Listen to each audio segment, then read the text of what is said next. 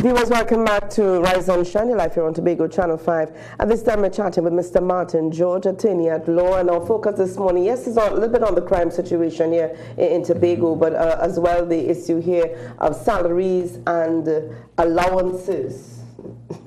Interesting enough. Good morning and welcome. Yeah, hi, good morning to you both, and good morning to Tobago and all the viewers in the wider diaspora, regardless of the incidents which occurred over the weekend. And certainly we send out our condolences to the family, friends, relatives of the couple, who passed away over the weekend. But what I would like to say to Tobago is that we have to start taking responsibility for what happens in Tobago. And this has to begin at all levels. It has to begin from the very top, in the sense that we have to understand that this is something that hurts all of us. It's something that we don't wish to happen. So it comes with a process of education, information. I have arrangements with my board of Crime Stoppers. We're going to have discussions to try to have a special intervention in Tobago later this week. All right? And of course, this has to be done in consultation with Mr. London from the THA, because I am the THA's representative on the Crime Stoppers board. So I want to do that because,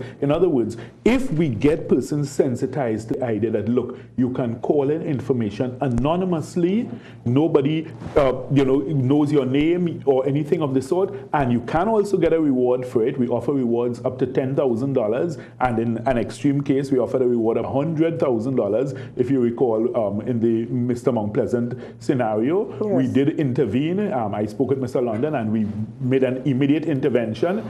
There were results. As a result of that, somebody was brought before the courts. So it's a system that does work, and I certainly am offering it to Tobago this morning as something that I will personally take responsibility to ensure that we have some intervention, certainly during the course of this week, to try to sensitize the public to call in with information so we can get this matter resolved quickly. We don't wish to have it lingering on as an unsolved murder.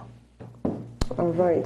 Now, with regards, I mean, you said that Tobago, we all need to take responsibility for what happens in Tobago. Is it that you sometimes feel that we do not take responsibility? I certainly think so. I certainly think so, in the sense that we need to understand, if you look at how some of the other Caribbean countries, and particularly places that are tourism focused, how they treat with such issues, they give priority to any scenario involving visitors. So the visitors always feel a sense of assurance that the police, first of all, respond. I heard this morning on another television station an interview with Mr. Green, the husband who was involved in the attack some years ago in Tobago, and he is extremely bitter. And one of the things he said is he is still blaming the police force and the response that he received. So we need to understand that our approach can make a world of difference. In other words, I think people are sensible enough around the world to recognize that, look,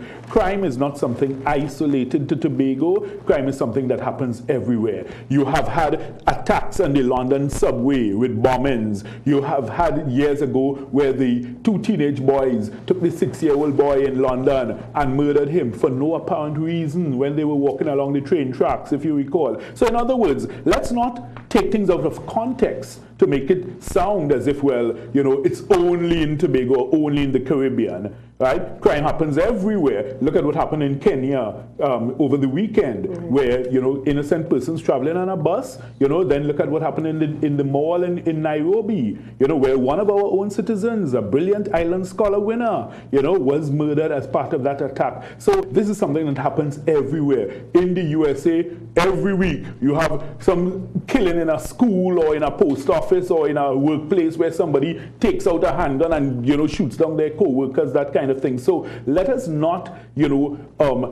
allow ourselves to be stigmatized unfairly. And I have made the point repeatedly that I have a difficulty with some of the foreign travel advisories which come out by these diplomatic missions, whereby the minute something happens in Tobago, one isolated incident, then they issue this broad brush travel advisory, making it seem as if this is this most violent place. When you look at the statistics, at least, and divorcing Tobago from Trinidad for the purpose of these statistics, it's bad, but it's certainly not as horrendous as it is in Trinidad. So we need to make that difference. We need to make that differentiation.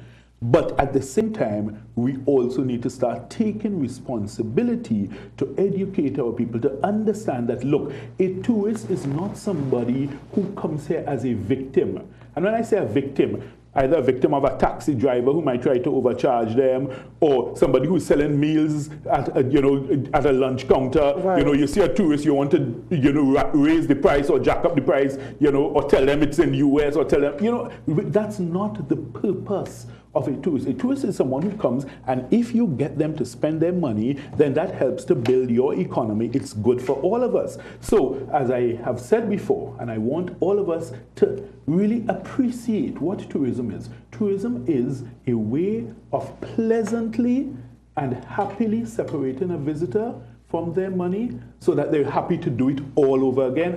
So in other words, you must make the enjoyment of that experience so pleasurable and fulfilling that they are happy to spend their money at your places in Tobago. They're happy with the service. They're greeted by a smile. They're treated nicely. And let me tell you something. Even if someone doesn't purchase something from you, treat them nicely still. We have a terrible, terrible attitude when it comes to that if they don't buy, you want to, you make up your face, you throw words at them. That's not the way you treat any customer. Mm-hmm.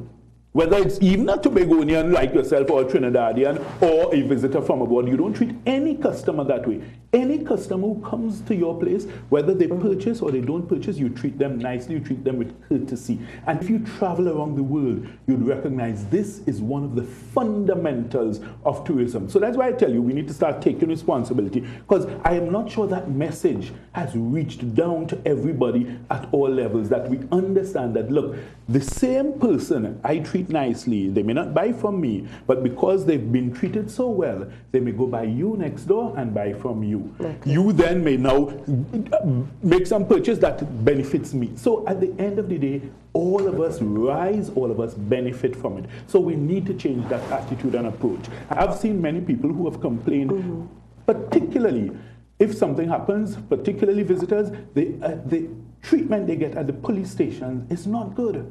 It's not good at all. And I'm glad that you mentioned that. I think the second week of December, the Trinidad and Tobago Police Service is supposed to be hosting their first law enforcement conference. Okay. All right. The theme is critical issues facing law enforcement in contemporary Anglophone Caribbean. So it's just interesting that all of this is happening, and that conference is coming up. Okay. Well, and I mean, I hope they address issues such as this, because at the end of the day, these are the things that make the difference. Mr. Green was very specific this morning. He said the treatment by the police service is one of the main reasons. I mean, the man is still very, very bitter. And you can understand why someone might feel that way, because if you gave them a proper response, they may not even have the kind of anger. But he and his wife apparently are on a mission now. They are going everywhere to try to paint Tobago bad, which is not good for us. And at the end of the day, okay, maybe they are going overboard, and I think they are, but you understand where it could have possibly been stopped or ameliorated from the start if we gave a proper response. And that understanding that, look, if you are a visitor, trust me, you are hoping that people will look out for you in the place where you're going, and not seek to take advantage of you because of the fact that you're a visitor. Okay, Mr. George. So in this case, in this scenario, what do you think our law enforcement services should do? Okay, I can give you an example. In the United Kingdom, they have a system whereby if someone is a victim of a crime such as this, they have a support unit, a victims support unit. So separate and apart from the investigative unit, there's a victims support unit. I would like to make this call today to the Commissioner of Police. Can you please, for Tobago, I'm not worrying about Trinidad right now. This is a Tobago issue we're dealing with here. For Tobago, can you set up a victims support unit in Tobago at Scarborough Police Station, whereby you are particularly focused on dealing with the victims of crime, not just foreigners. This is applicable to all persons who come and use your services as victims. The Victim Support Unit, what it does, they have protocols whereby they set up. So, okay, on the first day that you've made your report, by the afternoon, you're getting a phone call. They've given you an update. So this is not a situation where, in the typical thing, we have to keep going back to the police station. What is happening with my matter? I made a report. Oh, you made a report? When? You have anything to show? You know, and that's the response you get in the police service. And I'm not asking you this. You know, I have had calls to make reports, and I've been like flabbergasted. So sometimes it scares you away from. I feel intimidated sometimes by the responses you get. You look at it and you say, but if this is what I am getting, what does the ordinary citizen who, you know, may not have any insight into this, how are they treated? It is scary, I am telling you. And we need to change that approach. The Victim Support Unit, what they do, apart from that, so by the afternoon they're calling you, they're giving you an update and stuff like that.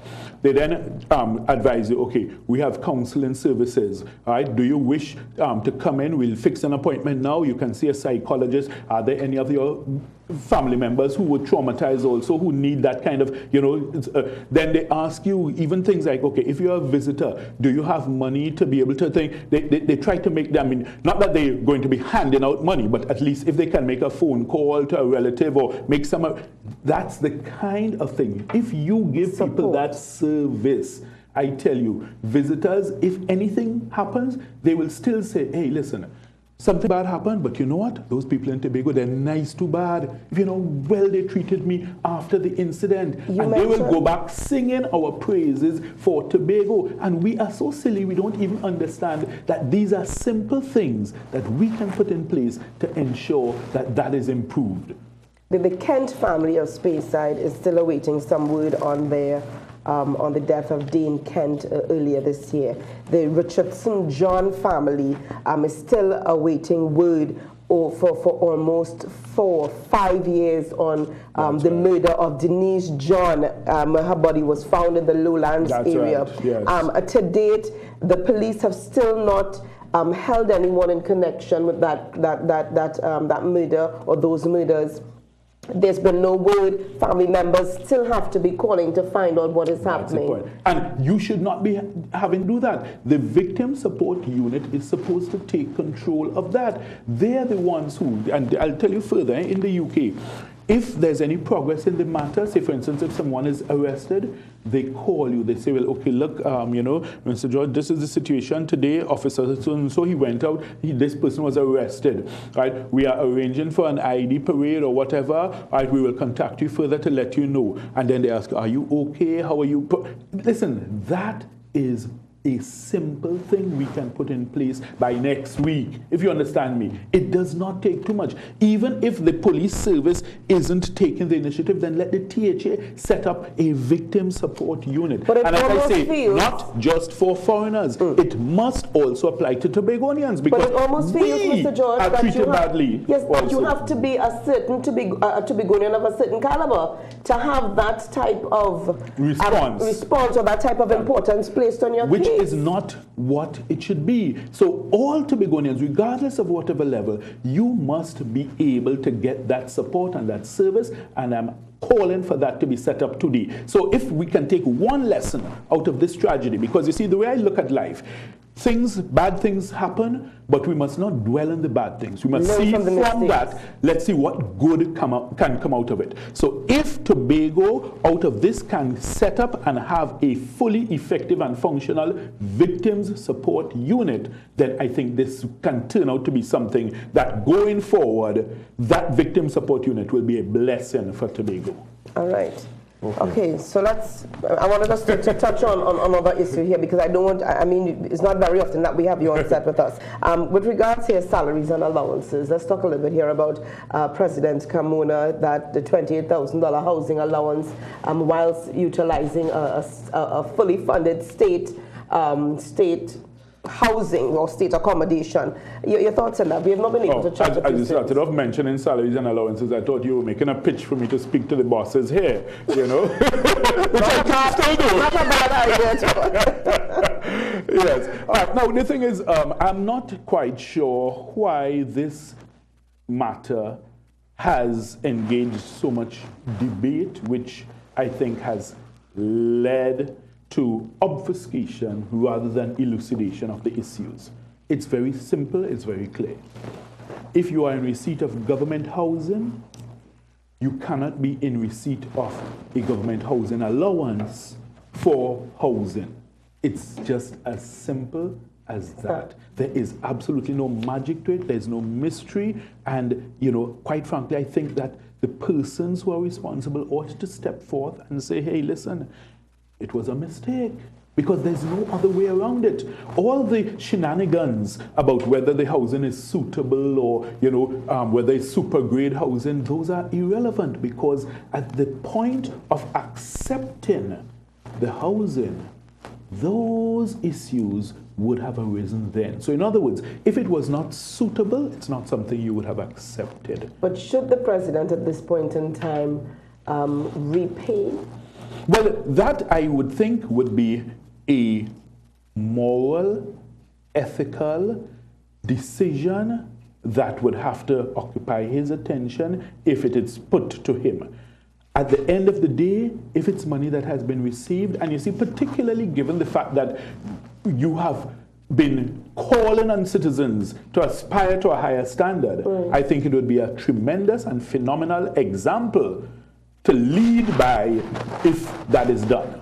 But at the end of the day, I would imagine it's a decision for him to take. But I think it would redound to his credit and to his benefit for the nation generally if a wonderful example such as that is set. But doesn't this call into account here the CPOs? What were the CPO's mind at the time? What the CPO? Well, I have seen. Should the CPO step down as a result of this? I have seen the explanations proffered from her office and her department. I am not persuaded at all by them, I must say. As to whether she should step down, it may not be, because you may have to consider, in the sense, the entirety of her career in that position. In other words, if she has performed well and diligently, then for this one infraction, I'm not sure necessarily it even merits consideration of, you know, any call for her to step down. I mean, the point is, it would be nice if she's shown by way of legal authority that, look, you were wrong, and if she comes out and admits that, and then we can move on. But if you insist on maintaining an obstinate position, then I guess those calls might get louder. Okay. Mr. George, the president is said to live in an accommodation which contains, I think, 3 or 4. They said four houses, yeah. 4 units. Somehow are these converted into one unit, or are they separate units, you know, in terms of the elements and no, at the end of the day, what we need to understand is that it's not appropriate as the permanent housing for your head of state. Let's understand that. And in that regard, I must say, again, Tobago has shown the way, because Tobago is trying to upgrade the housing that we already have. Yeah. But at least it's somewhere that when he comes to Tobago, he and his family certainly have the privacy, etc. So, in other words, you need a similar scenario in Trinidad. It's deplorable, it's ridiculous that that has not been provided, and for years that issue has been, you know, kicked about as a political football. But on the other hand, one still has to appreciate that if the state has provided you housing, it's very difficult for anyone to make a case to say that I am taking your housing and then I still want a housing allowance. That's the conundrum. In other words, if you are taking the housing allowance, it would normally mean that you have rejected the housing and you are using the housing allowance to provide accommodation of your own liking, your own choosing, your suitability. It's not an add-on. It's an either-or type of scenario. So it's not an in addition to. But is this across the board here? Because even in Tobago, we have officials utilizing state or Tobago THA housing and yet being paid housing allowances. Well, as I understand it, the normal applicability, I mean, if these are particular scenarios, I would need to see the way it's worded, but the normal understanding of it is that you are provided with either housing at the expense of the state or a housing allowance. So in other words, you may have your own house and you say, look, I prefer to stay in my house, but because the state has a duty and a responsibility to house you, you can then accept the housing allowance. Right. That's a different scenario. And it would have been different but for if you the to president stayed. That's right. President Maxwell Richards did that. He remained living in his own house, and therefore he was free to collect the housing allowance because that's the responsibility of the state.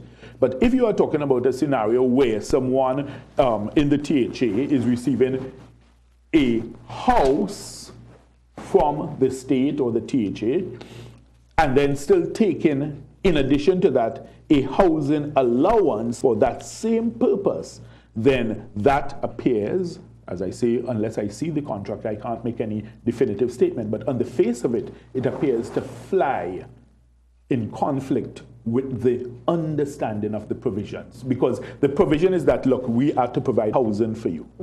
In some circumstances, we may not be able to provide housing, so therefore, in the alternative, you get a housing allowance. If you remain in your own home, then yes, you can take the housing allowance because that's our responsibility to provide for you. But it appears to be a conundrum.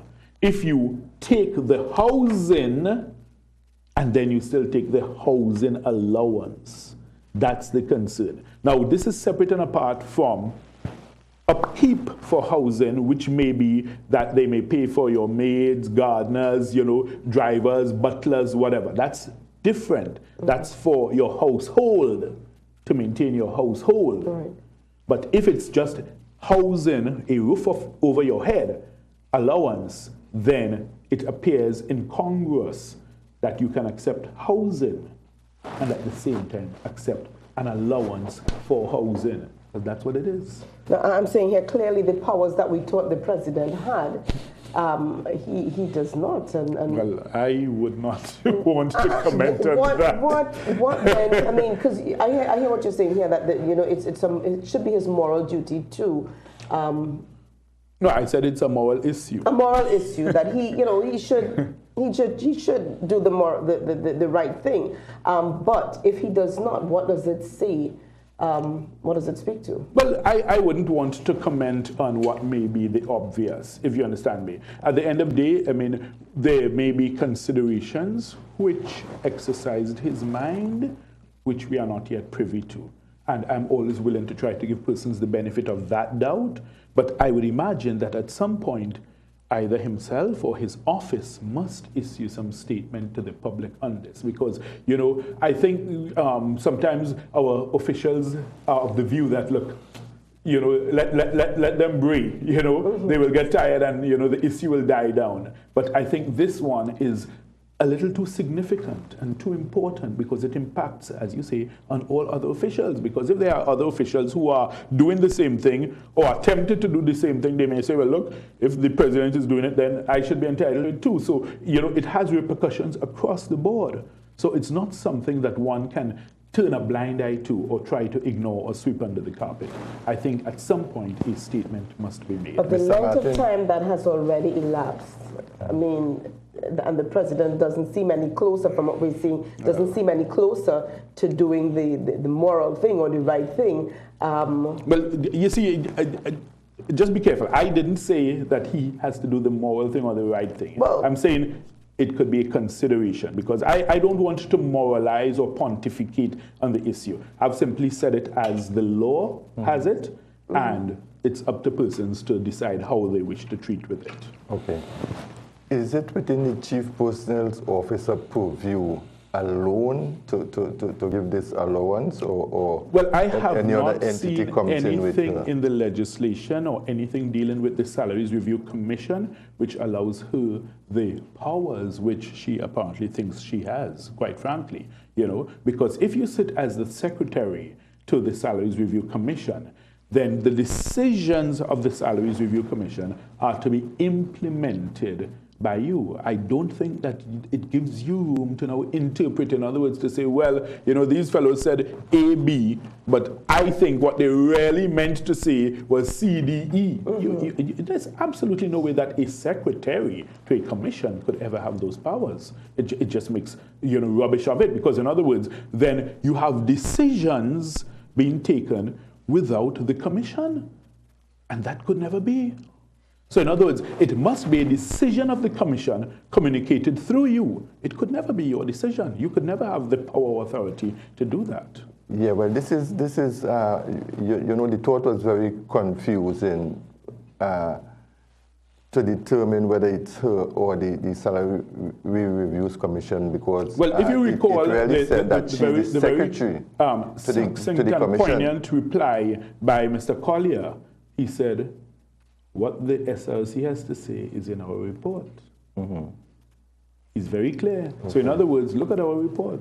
The report says nothing about that, about you getting the housing plus the housing allowance. So he's very clear when he says that. So in other words, you then as the secretary to the commission could not assume unto yourself the power and authority, and nowhere has the CPO been able to show any legal basis at all for the powers that she appears to have assumed in this matter.